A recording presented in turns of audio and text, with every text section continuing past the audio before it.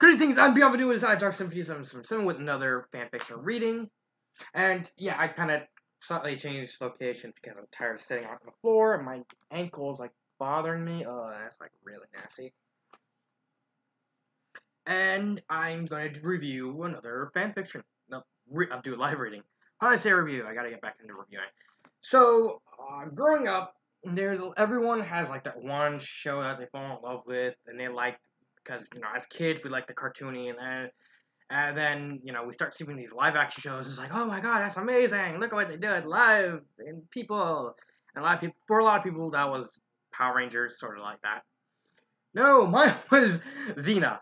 I love Xena. Xena growing up was a phenomenal show. I really, really liked mythology even to this day. Back then, I was like enamored with it, along with dinosaurs. And I saw Xena like one episode, and I like instantly fell in love with the show. So I thought I might as well do something that I love and do reading on Xena. So I found this fanfiction called Xena and the Lost Ship. As always, please subscribe to the channel, comment on what you think of the story, and as always, the link to the story will be in the description. And I was literally just looking through the whole section of what should I review, and then I saw the synopsis for this story, and I thought it really, really intrigued me. It said Xena and Gabriel are traveling on a Brium or Byreme. I think that's how it's pronounced. Byreme, and discover a lost ship out at sea, a very particular vessel of its kind. Very famous today. You always wonder what happened to it, and wonder no more. Xena and Gabriel were there. So as soon as I saw like a particular vessel of its kind, very famous today, I immediately thought of the very famous ghost ship, the Marie Celeste. For those who don't know what the Marie Celeste is, it's a very famous ghost ship. A long time ago, the Marie Celeste supposedly set sail across this oceanic trip, and then years later, during like a random voyage for a crew, they found the Marie Celeste just abandoned, partially decrepit, and not knowing.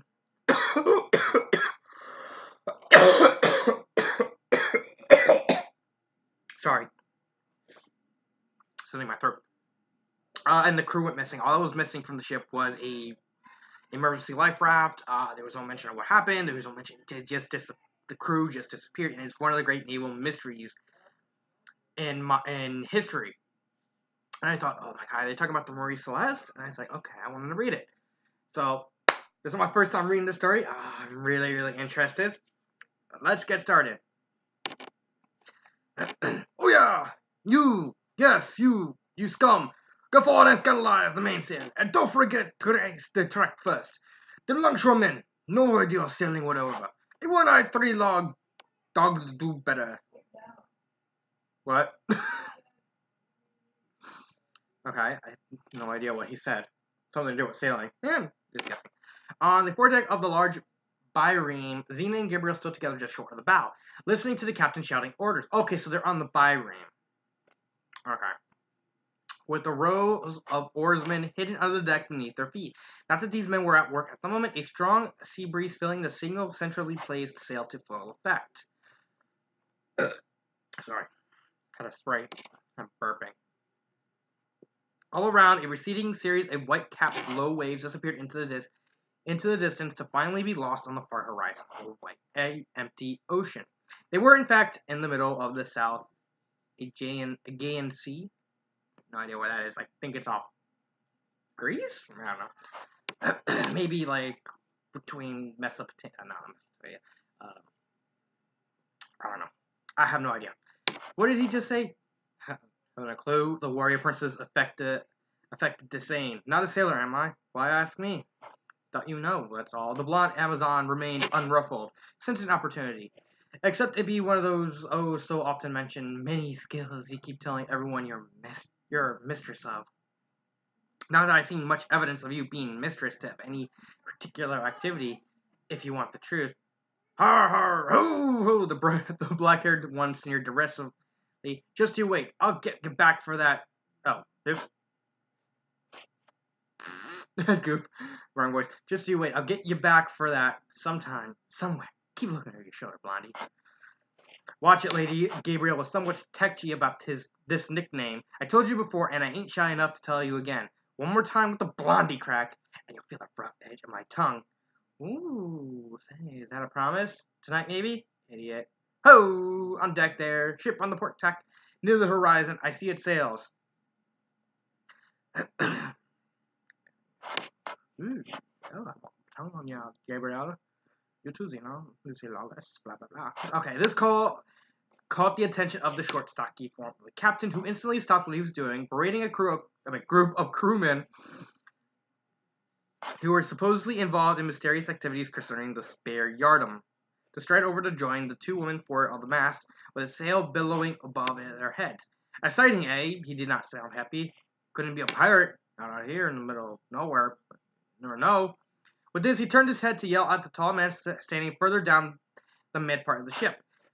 Icarus, have the men ready and armed. Give up the swords from the armory. Make it quick, laddies. What do you think? I mean, ladies, what do you think? Ladies or laddies? I don't know. With like a pirate voice thing, it's hard to tell. Especially if you're Scotsman, and it's like, oh, you call people laddies all the time. Are you a laddie? Oh, woman, you're a laddie.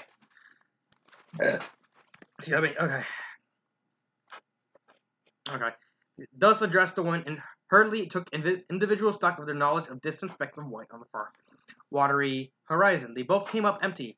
Nothing for me to say, Captain. Xena valiantly tried to pass the responsibility. I'm sure you have it all under control. Did the lookout say sails, Gabriel, or Amazon training coming to our aid was more specifically focused? Doesn't that mean more than one ship? That's a point, ma'am. Give me a moment. The captain turned and raised his head to the small barrel-like position, 3/4 of the way up the mast.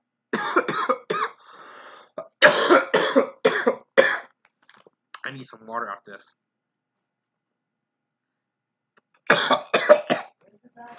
I really need water after this.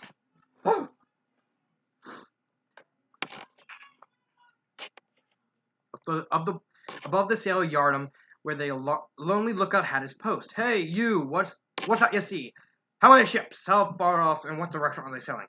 Gods, I do hope they ain't got the weather gauge. Which way is the waves blowing? Anyone? Neither woman replied, being firmly under the impression he was likely to be the best judge of this question. The lookout cut into their train of thought at this delicate juncture, however. How many? Just one, I should say. What else? I can make all 3 sails, but they're so damn so close together. They must be on one vessel. Damn idiot, the captain wasn't having any of this sloppy thinking. Whoever heard of a ship with 3 sails? Man must be drunk. Where in Hades did he get wine, I wonder? I don't know, probably got it from Ares. Oh! Oh, they're full. 3 sails means 3 ships. Which direction are they sailing? Gods do so hope he ain't suffering from a sunstroke. Too far off to tell the direction. Just 3 white specks, very close together, right on the brow of the horizon. This in no way calmed the captain, who was obviously looking for more precise information. God, lots of details. That tell us them all. He brushed a gnarled hand over his brow and returned to the fray. 3 sail, you sure? How far apart are they? I tell you, ladies, if he sticks with the one ship motif, I'll climb up there and kick him until I see myself. Wait a minute. Wait.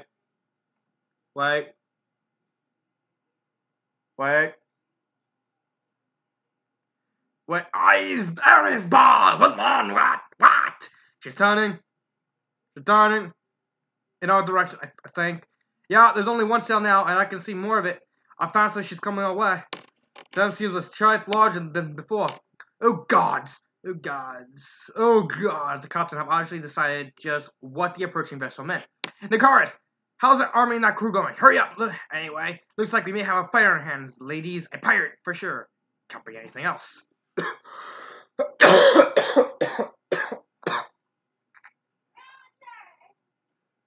I'm not sure. Did the Mary Celeste have 3 sails? In this situation, Xena came into her own, standing tall and firm on the boat's deck. Her blonde companion staunch by her side. She glanced over the low bulwark of the byrene to the horizon. They were too low in the water to see any signs of the approaching vessel. Perhaps we should wait till we're nearer, Captain, she spoke with a low, commanding growl. It may turn out to be something entirely innocent, No use getting excited about nothing. How long till we come up with it? With it. This request brought the nervous captain to a sharp halt while he thought about it. I'd say around 1.5 tons of the smallest sandglass. About that may be the thing, he nodded, acknowledging his own opinion. We stay on our course at the same speed that is, and here whoever Hades may be, stay on his. Time enough for you to prepare, Captain Gill nodded sagely. Remember, you have some 50 men aboard, all armed with sharp swords. That's a strong enough opposition to make the hardest pirate think twice, especially here in the wild waste. Once he sees your strength, and Xena yells at him for a while, he'll likely see the... Sorry, there's a picture of Xena yelling at someone to go away. Go away! I forgot to laugh! Who are you, Kratos? Who the fuck is Kratos? I'm Xena! Less scary than Kratos. Should we still deal with her, Captain? No, she's probably on something. Go. He'll likely see the error of his ways and turn tail like a hyena. Ooh, I do hope so. I do, with this rather weak wow, goof on my part. Response: the short, stocky man turned on his heel back towards the ship's stern. Excuse me, ladies. Have to bring our sail round to get closer to the wind. Give us a better chance and a run for it, you see? Leaving this party shot to confound the two worry women, he shut up to the stern at a fast trot. Xena and Gabriel remained mystified. Closer to the wind, Gabriel pondered this, frowning deeply. What does he mean? Closer? How? It's already blowing all around us as it is. Some sort of technical seaman's jargon, Xena snipped imperatively. I wouldn't bother with it. What we gotta worry about is whether this approaching ship is for us or against us. You ready for a fight? Alongside you, lover, always. Aww.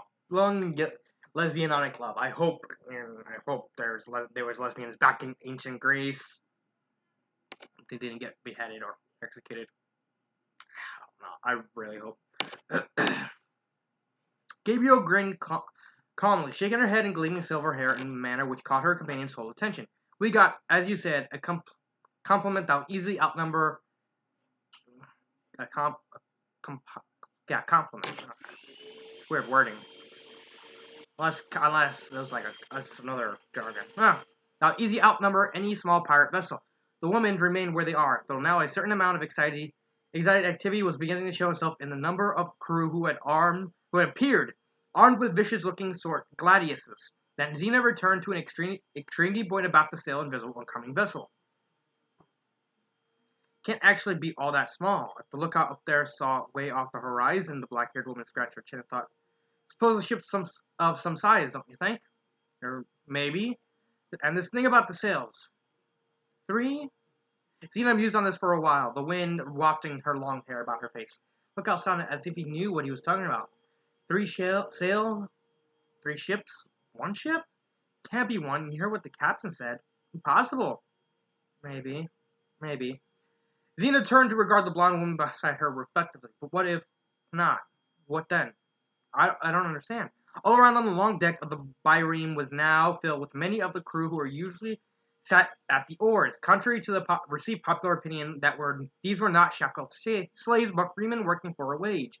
In their case, because of the stubborn and protracted negotiations of the Working Men's Association, to which they all belonged, a remarkably high wage. Cheap bastards. And nothing else, they were perfectly capable of defending the source of their wealth against pirates or anyone else. The lookout saw the ship when it was hull down over the horizon. Xena suddenly dropped her relaxed attitude and became the sharp-minded mistress of a rapidly approaching possible battle. The sails showed above the horizon. That means that the ship has a tall mast or masts.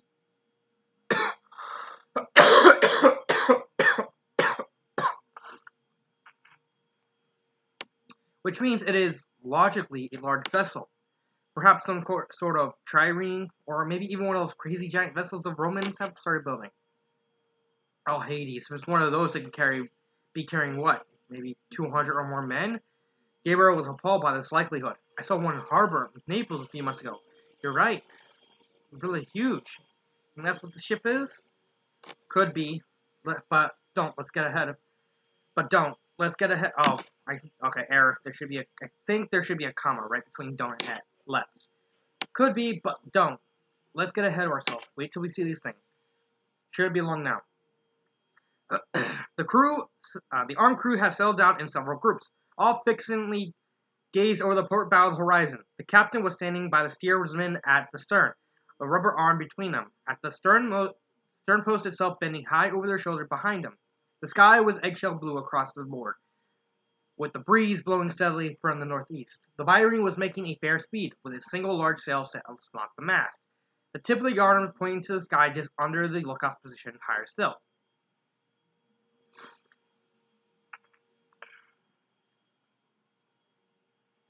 She's holds up. I see her.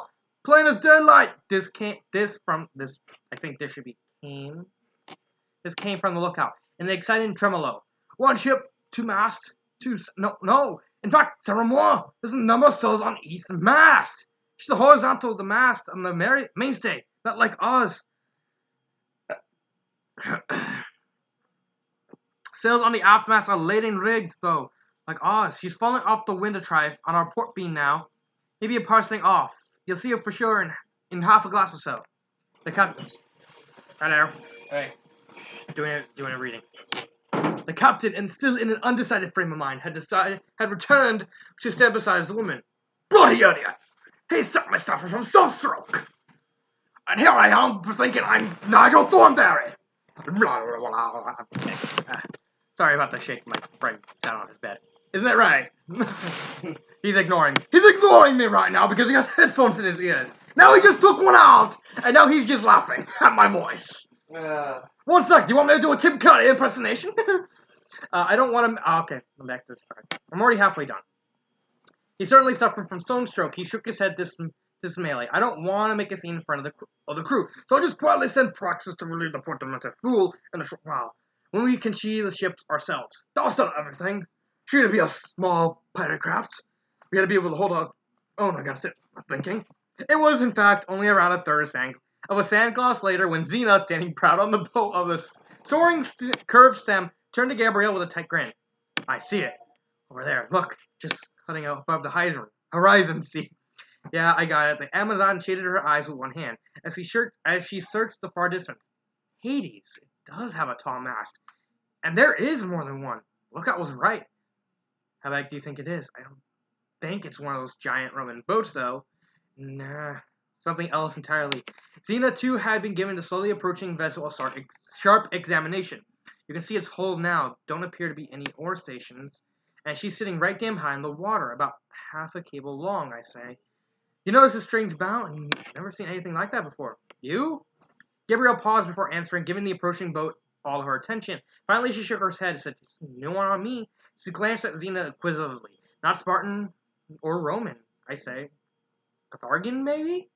Hardly. The warrior princess snickered quietly. You'll be telling me next that it might be Arisian. Fool! Hey! See, the lookout was right enough. There's a mass of different sails, right up both masts, and some going from the main mast to the bow. In fact, out over the bow. Slanted sails like ours. Think they all make her go faster? The tall, black-haired woman took a long, slow glance at the petite woman beside her. A gentle smile slowly forming on her lips. Excuse me. You know, darling, that might well be the answer. How'd you think of that? Gods, princesses, there's no living with them. Gabrielle took herself off to the other side of the bow, trying to get a better view of the now clearly visible ship heading their way. She ain't got a stern or bow stem.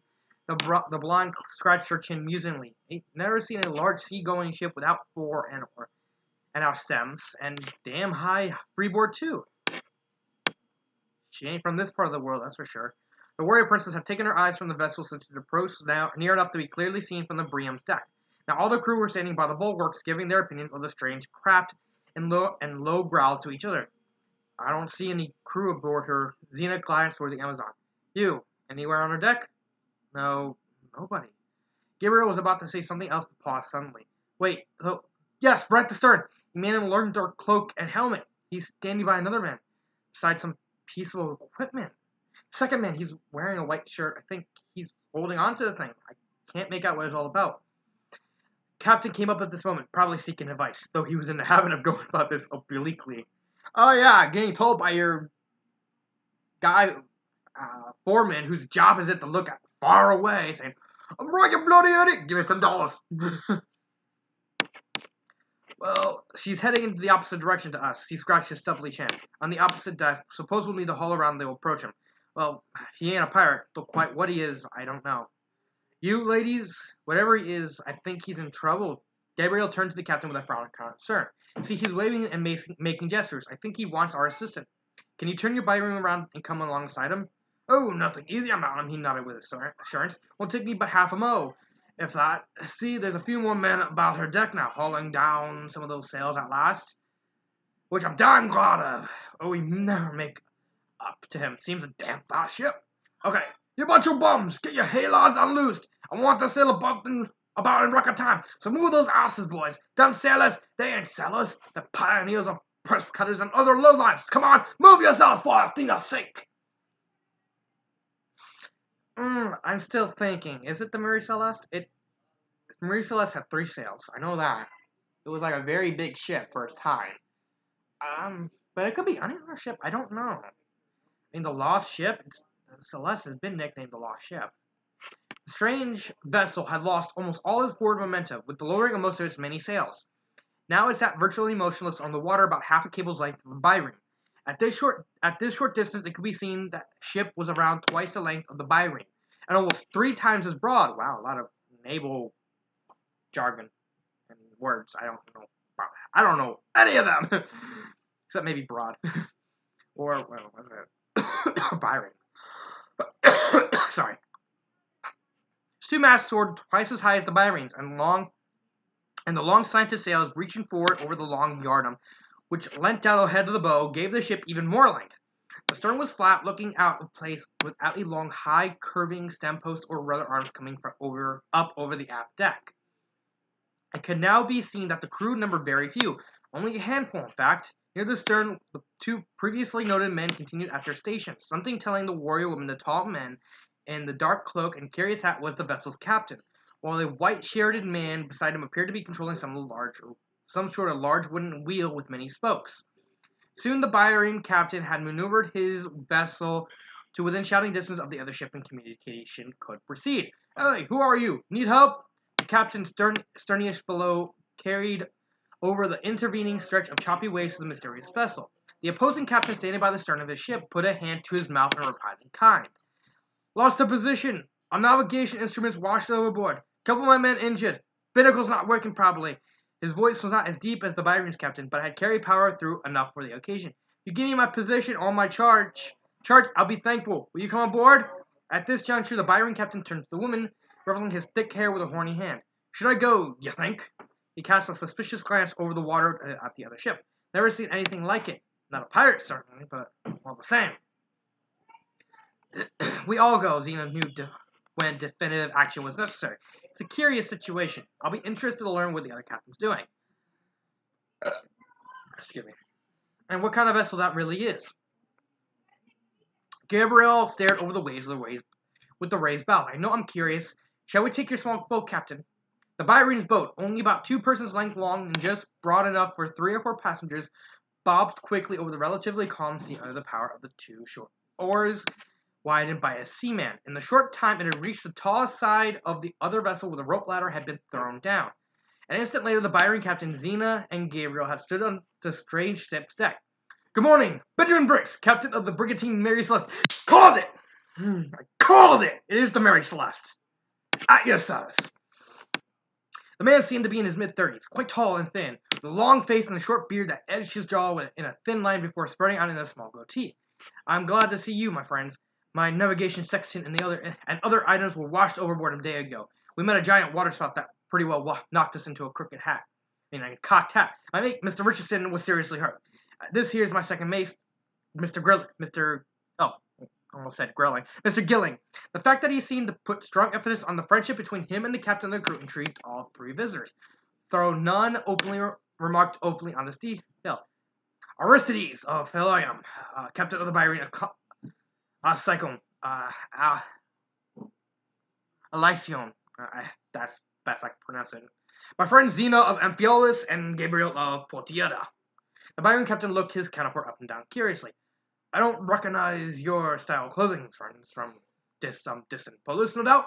America, heading to Genoa, Italy via the Azores. Briggs nodded, surveying his visitors with just as much interest as Aristides as shown him. He seemed most affected by the two women. Your lady companions are unusually dressed. Some special style have yet come across. Are you Greek? You speak English well? All 30 having stared their fill at the strange surroundings, focused on the captain with renewed interest. Don't know about this America place. Never heard of such. Aristides shook his head, frowning slightly. Nothing out of the ordinary in the way my esteemed lady passengers are dressed. But I can see your dress, on the other hand, is very unusual. Never seen a long cloak like that going down to your knees and fastened at the front with that line of... What are those fastenings? Hooks and caches? You speak Greek uncommonly well on your part, if I may say. I'm not speaking Greek, I'm speaking English. We're speaking Greek, mister, and what we're listening to your reply is Greek too. Gabriel horned into the conversation here, as was her wont, though she tempered her remark with a gentle smile. You're speaking pure Greek, maybe with a light Ethiopian accent, if anything. What's this English thing anyway? My language, madame.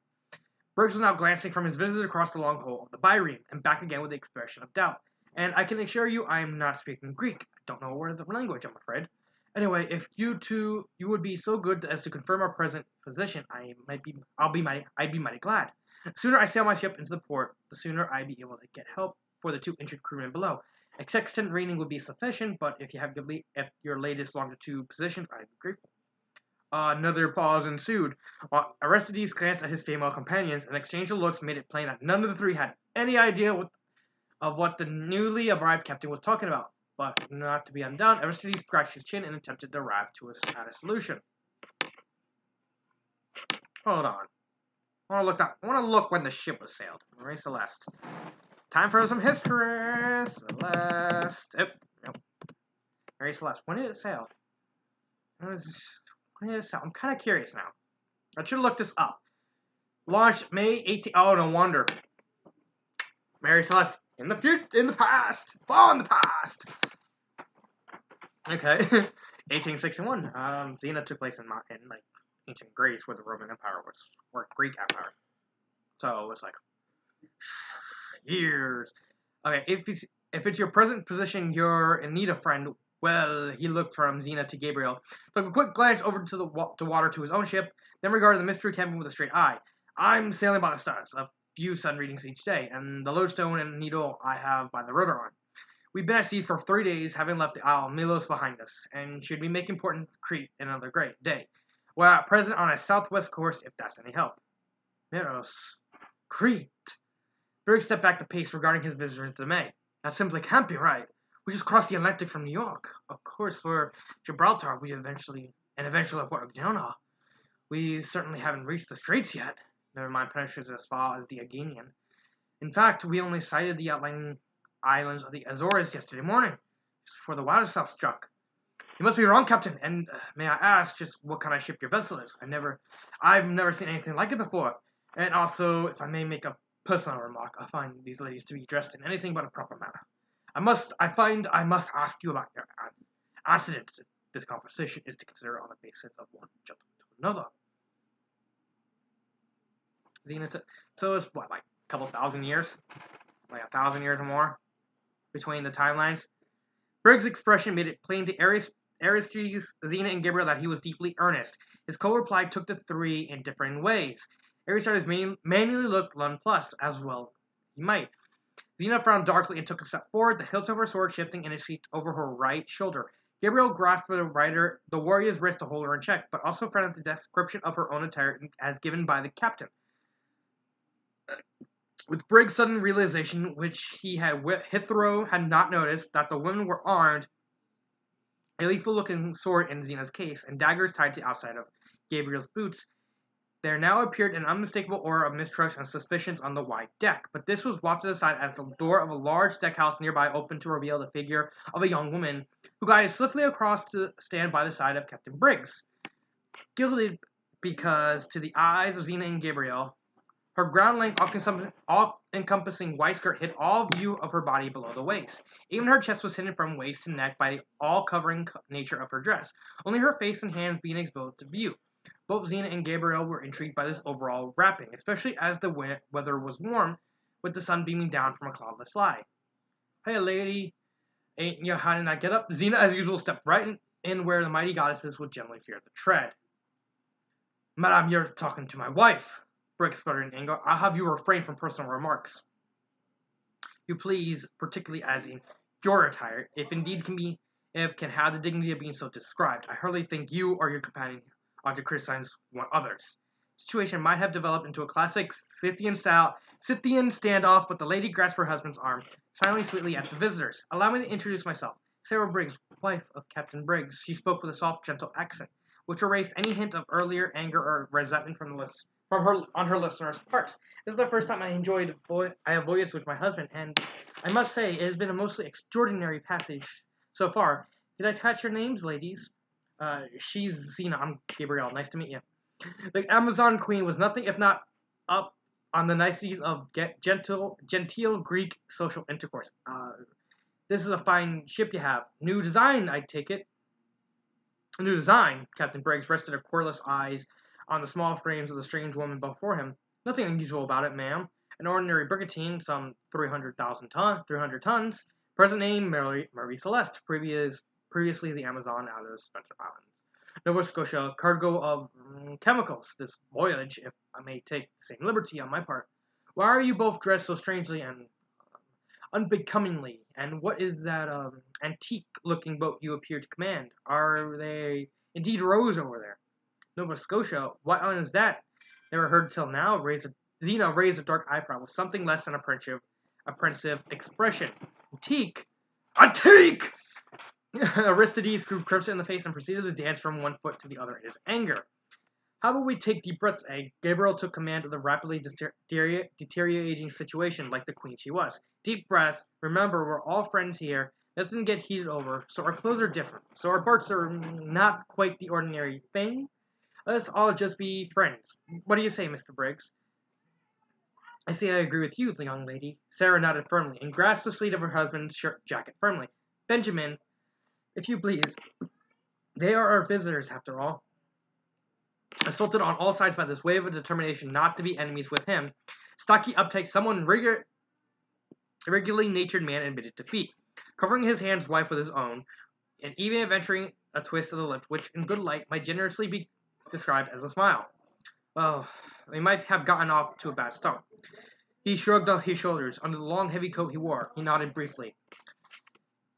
"Will you accompany me below to my day cabin? We can discuss the situation more comfortably there, and my wife may even stretch to a cup of tea, I believe." "Of course, Benjamin." Sarah indicated the direction the visitor should take. Across the crowded deck with its pile of coils, ropes, and miscellaneous objects. "Benjamin will escort you while I see to the refreshments." Xena and Gabriel walked on at the heels of the captain and the strange vessel, with Aristides close behind them, still emitting growls of disapproval and unhappiness. After all, be it what it may, no man likes to hear his common miscalled as antique for no good reason. He's from the future. I can't stress that enough. He's from the future. The cabin turned out to be built. Oh, I'm sorry. Okay, 33 minutes. Okay. Cabin turned out to be built, to the visitor's eyes at least, on a massive scale, and stretched across the whole width of the ship, with 2 portholes on each side, a door in the rear wall leading to an unseen certain cabin. There were chairs and a long deal table, covered in a flowery cloth, in the center of which was a silver bowl with silk flowers and bright colors. Everywhere, wood and metal seemed polished to within an inch of their lives, while a certain coziness exuded from every part of the room's other spare furnishings. Captain Briggs gestured to the newly arrived visitors to take their seats at the table, not without, obviously compelled by his curiosity and still strongly felt misgivings, further questions of their personal habits. May I ask why has it felt necessary to come aboard a friendly vessel armed to the teeth with edged weapons? He pointed a long bony finger at Xena in particular, as everyone sat, some more cautiously than others, at the table. You, ma'am, shortening the teeth on your back, is that really a requirement? I should have thought the sight of the American flag at our masthead as you came over would have been evidence enough of our friendly intentions to win an awe. And you, ma'am, daggers strapped to your boots, rather a flamboyant matter of showing if I may so describe it, wholly unnecessary militant attitude to one and all on your part. Perhaps, as captain of the vessel, I might be supposed to be within my rights in asking you all to divest yourselves of your weapons, if only to put my wife's mind at ease. Xena and Gabriel glanced swiftly at one another, and the princess leaned forward, forearms on the table surface in front of her. I think we'll hold back on that a while, Captain. The dark-haired warrior eyed the medium-sized man with less than open-hearted bonhomie? Never heard that word. Bonhomie. I don't know if it's a real word. I might look it up when I'm done. Okay. Well, you learn something new. You see, where we come from, it's regarded as just natural to defend your personal safety. In certain circumstances, this present little affair coming, I gotta tell ya, well, within the meaning of the act. Captain Briggs was obviously intent on standing by his principles, clearly opposed to those of his unwanted visitors, but at this moment Sarah re-entered the room, bearing a tray with teapot, cups, and plates of buttered bread, thus diffusing the standoff yet again. Nice food, Gabriel nodded appreciatively a while later, munching her way through her fourth slice of bread and butter, covered in a delightfully sweet concoction which Sarah referred to as strawberry jam. I prefer apple jam. Apple jelly. Sorry. This is divine. I may well have just found out what ambrosia really tastes like. Give over gabs, or you have the gods down in for hubris or something. Xena always liked to keep her defenses high in any usual situation. What do you mean by mentioning the gods in such a way? In the plural. You make yourself sound almost pagan. I take it you are not. In fact, pagan. I notice your strange clothes, ladies. Sarah broke into the husband's diatribe as if well used to distracting attention from some hot topic onto a point of lesser but safer interest. And, of course, the fact that you both seem to be armed to the teeth. If I may so describe it, that boat over the water from which you have come to visit us, these clothes, your weapons, these all add up to a strange result. You know, Benjamin, please ask these ladies what year it is. Well, I care less for the year, which I know pretty accurate as is, and more precise position. Burr is condescended to take account of his wife's wishes. As I said, our sexton's lost. It's a trifle difficult to gauge longitude as our timepiece was broken when the sportabout shook the ship mighty terrific yesterday off the Azores, which area, of course, we must still be in the neighborhood of. It was all for the world that, just as we're in the center of a fast earthquake, ladies, Sarah nodded, looking rather unhappy at the memory. The whole ship was shaking from stern to stern, cutlery and loose objects of all sizes thrown around all over the place. Benjamin even tells us he has doubts the cargo may have shifted significantly. No need to bore or visitors with that, Sarah. Briggs appeared to be a little more worried that this fact had been breached in public by his wife. As I was saying, a longitude reading and perhaps the loan of a spare sextant and timepiece, which would be very well received. With many thanks, I assure you, ladies, I take it if I may turn to you, Captain Aristides, for these necessary items. I assure you they, or a pecuniary amount equal to their cost, will be returned to you or your company at the earliest opportunity after our arrival at Genoa. A long, silent pause accompanied this request as Xena, Gabriel, and Aristides took stock of the captain's word. The princess spoke first. Azores, where are they? Somewhere nearby in the Aegean? Though we're not so far from Greek at the moment. Mean to make fat ball Heracleon tomorrow. Aristides put his elbows where. Oh, so that's where they got that one Yu-Gi-Oh card. Gladiator Beast Heracleos. No. Stupid. Junkmail. Chunky mail. Okay. Sextant timepieces. Want to tell us about them? Gabriel's inquisitive nature, as usual, overcoming her sense of politeness. For some time past during this ongoing discussion, Captain Briggs had been showing signs of a return of his doubts and fears regarding this disparate and highly unusual group of visitors. Now a dark frown spread over his cold, stern features one more. This continuing air of naivety, if I may so put it, which you all seem intent on showing, in the face of what is to us here on board the Celeste. A serious business is less than gentlemanly, or indeed womanly on your parts. His anger now making him speak in a formally inquiry-like tone. Whatever, as my wife seems to be intimating, you may think the year may be, though what on earth can make you believe it is anything other than the present 1872? I cannot think I am more interested and involved in finding a true position for my ship. That means sextant readings and taking the time by a properly set chronometer for longitude. My own instruments, as I say to you for the umpteenth time, have been lost or destroyed. I must formally request from you now the loan of said instruments to allow me to continue my voyage to the coast of Portugal and eventually the straits themselves. If, for any reason, you find it impossible to accept this wholly proper request, then I can certainly say that on gaining port, I shall make a formal complaint to the proper authorities to investigate your antecedents and present status. I'm about to adopt such a position, but I am given no choice. Really, Ben, there is no sense in trying to change my mind, Sarah. These people, whoever they are, or wherever they may be supposed to have originated from, are clearly not going to offer us the help we have thought only humane in our present circumstances. Briggs regarded the three curiously dressed individuals at his table with a less than friendly warmth. Perhaps this discussion has better end here. Once you have gone back to your own vessel, I shall request my second mate, Mr. Gilling, to help me in trying, I did reckoning alone, to hit the seaboard of Portugal, with no further help from yourselves. By this time, the bread and butter and tea, which curiously but powerful drink had grown on the Greek seamen and women warriors after the third cup, were forgotten. Everyone was standing around the table in various attitudes of anger, dismay, and growing menace. Both Gabriel and Sarah were the only ones actually engaging in attempting to ease the tension, and it seemed certain a conflict of epic proportions was building to an unfortunate crescendo when a cry from the deck above broke into the crew now highly changed sentiments. The cabin door burst open seconds later, revealing one of the ship's crew, a middle-aged swarthy man who stared at his captain in consternation. "Another spot, sir!" He had a curious accent which reminded... Another spot, sir. Another spot, sir. He had a curious accent which reminded Xena and Gabriel of the dramatic cries. A heavy cloud fast approaching from the northwest, with a damn huge spot just like the last.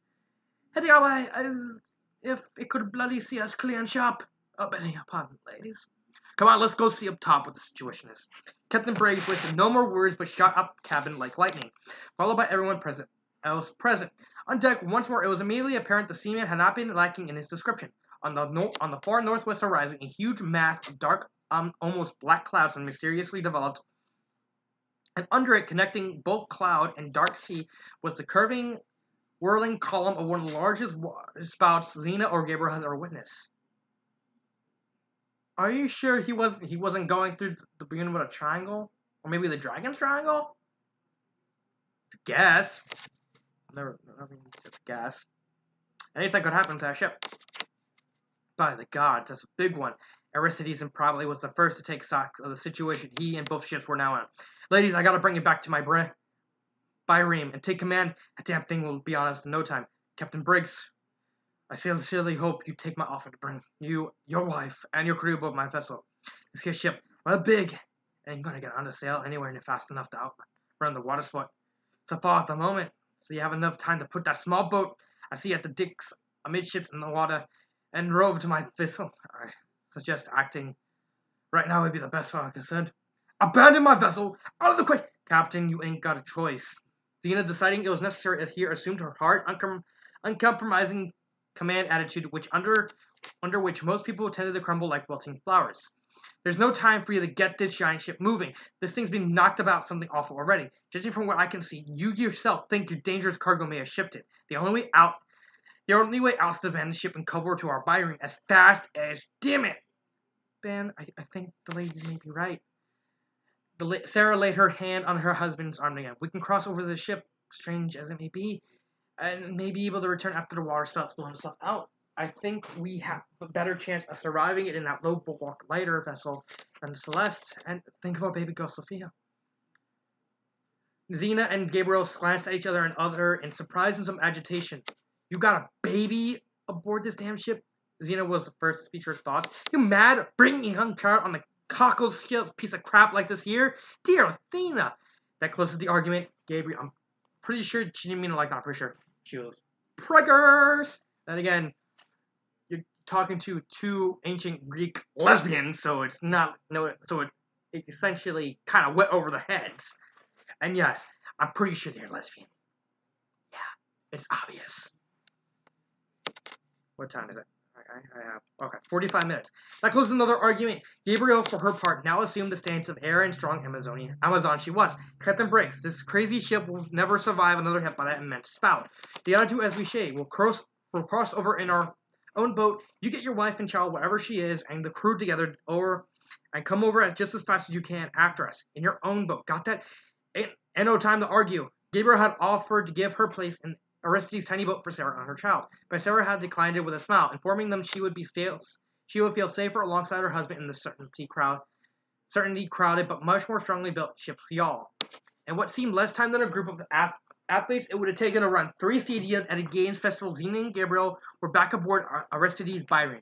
In moments, the no less anxious crew had hauled the small boat they used on deck, and everyone was rushing around tying down all loose ropes and equipment, ready for the arrival of the rapidly approaching waterspout.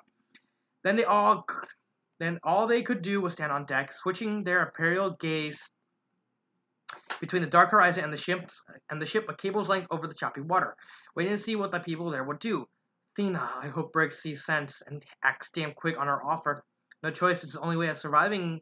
Xena shook her head. All the same, who in the right mind would have brought a child, supposedly a baby too, on board a thing like that? Oh, it's far bigger and probably faster than this Byrene, but don't seem to have much way in staying power against heavy seas or storms. Look, there they are. Gabriel extended her right arm in a straight line, pointing over to the now visibly rolling many-sailed vessel. They're putting that boat from the deck into the water. Yeah, I see them going down that short rope ladder now. What's that Sarah handling down with some care? Her baby? Yeah, must be. God, why in Hades did she bring a child on a sea voyage in that ship? Big as it is, it just don't look like you said, as if it survived any kind of violent storm. See there, Xena now pointed over the darkening white-capped water. They're suddenly out from the ship, and not a moment too soon. Damn, that waterspout's coming on far faster than I give it credit for. Xena, I don't think they're going to make it across in time. Xena had been switching her gaze from the slowly moving, overcrowded boat with its passengers and crewmen, one of whom at least seemed to be partially disabled, and had taken some time to be lowered into the boat and starting, to the approaching water spout and accompanying back cloud. No, it's nearly on him. Aristides, what's going to happen? The Greek captain stood by their side, measuring the girth and strength of the unusual natural phenomenon in a curiously calm manner. We're going to be safe, I'm thinking. He spoke, with all his life sea-going experience to aid him, quietly in a surprisingly unruffled manner. Its course is quite defined, don't you see? Misses by some way, though we'll certainly feel the broken sea as it's passing right enough, but we'll survive. Though they're, like you say, still too far close to that damn peculiar ship. They're going to get caught, sure as anything. What do we do, Xena? Nothing, Gabs. Nothing. It's too late. Look. Over the now choppy and ever more angry sea, the two boats, two mast ships and a small rowing boat seemed locked in an embrace that showed no sign of breaking apart. To the spectators on the Byron, the small boat, with its overcrowded complement, and appeared locked to the side of the larger ship, with little open water between. Then the sky arrived overhead. A black roaring cloud mass swept angrily across the heavens, and two distant vessels were large to view as the raging, ear-splitting, and deafening waterspout raced across the sea close by. The heavy dark green waters, agitated beyond endurance, swept across against the sides of the Byron with a gaping violence which was almost human. Even demonic, everywhere seemed wrapped in stygic darkness, accompanied by violent winds of a nature unknown to either warrior woman before. Then, with a sudden change which seemed to be watching people on the bioream like an act of gods. The sprout raced past, seemed to lose all its impetus within the following 2 stadia, and along with the accompanying cloud, disappeared almost instantly, as if by instant. The blue sky reopened. The seas swiftly lessened until they quickly resumed their former relative calmness, and the apprehensive watchers could see once more to the far horizon. Both of the strange 2-mast ship or the small rowing boat, there was no sign whatever on the ocean surface, stretching all around. Oh gods, Gabriel at least was horrified as she turned back to Xena. They're gone. The ship and them. Aristides, get that boat back in the water. Come on, Xena. The quicker we get over there, the better chance of any survivors we'll have. Come on, Aristides, move your butt, for all the God's sakes. Another full emptying of the large klepsia aboard the bioream passed before everyone's regrouped back on the deck of Aristides' vessel. Xena and Gabriel, breathless from their exertions in the small craft, stood by the captain's side looking over the waste of water to where the other mysterious ship had last been glimpsed. Nothing at all. Gabriel's tone was full of shock and wonder felt by all present, not so much as a piece of wood or any other tiny bit of wreckage. You almost think the damn boat had never been here in the first place. What are we going to do? Nothing we can do, madam. Aristides spoke the pragmatic truth, wearing a wary shrug. Both boats is gone, the big and the little one, including everyone on board. Just gone. That's the end of it. All we can do now is carry on our own voyage. But that damn waterspout, the blonde Amazon, was still overawed by events. I ain't never seen anything like it. It was enormous, far greater than any spout I've ever seen or heard of. Almost supernatural. Well, act of some angry god or not, Xena took her hand and distracted Amazon Bear's shoulder. There ain't nothing more we can do. Just like Aristides said. Guys, got so sad, Gabriel turned at her conversation assistant, to go down way below their small cabin. Who were they, after all? Where'd they come from? And what was all that palaver from Briggs about? What do you say about these things he wanted were called? Sextants or chronometers? Something to do with the way they sailed, wherever they came from. Xena pushed her lips thoughtfully as she followed the slight form of her lover across the deck. Somewhere far away, I'm guessing. Maybe even somewhere we've never been ourselves. Or heard or read of, even. Yeah. That too. Maybe. Dark Warrior clambered down the short eternal ladder to the lower deck. It's all over now. We'll just have to write down the experience and hope it never happens again. To us, at least. But poor Sarah and her child. Xena, oh God. Come on, sit yourself down. I'll get you a mug of wine. It'll help. Just one of those things, I'm afraid. I'll go to Aphrodite's temple when we retreat and offer a prayer for all their sakes, Xena. You want to come too? Sure thing, Gabs. Sure thing. I'll be there alongside you. Come on, drink up. I just don't understand it. Gabriel laid her head warily on the shoulder of the beautiful woman sitting by her side, gently comforting by Xena's strong arms softly encircling her waist. I just don't understand it. So that's the story. Let me just exit that. That's the story. I have to admit, I'm actually impressed. I honestly wish there's a sequel. I don't know if there is a sequel to the story, but I honestly wish the author, who's the author's name? I think Phineas Redux. I think it's Phineas Redux. Okay. Let's see. What was the name of the? Come on, load down, y'all. Yeah, Phineas Redux. I honestly wish he or she could actually expand this because I'm actually interested because there's not really a lot of, as far as I know, fiction about the Mary Celeste. I know there's some fiction about Virginia Dare and the Roanoke colony, but nothing on the Marie Celeste. As far as I know, I could be proven wrong, but I honestly want to see more of this. I wish it's built on like the crew come back, or with Xena and Gabriel, they go forward in time and see the decrepit Mary Celeste, and they try and find the crew and everything. I would love to see any number of ideas build from that. And honestly, from that, other than that one, I think, grammatical error, I can't find anything. There's nothing wrong with the story. There's nothing I would change. There's nothing I would improve. There's nothing I'll get rid of. Everything is paced immaculately. The characters are good. I don't know anything outside of the fact that Celeste is a mystery, so I don't know anything about the crew or anything. But I honestly wish that if the author has the time, improve upon this. Make this better. Just make a sequel or a spin-off or anything, really. I mean, I would take anything at this point.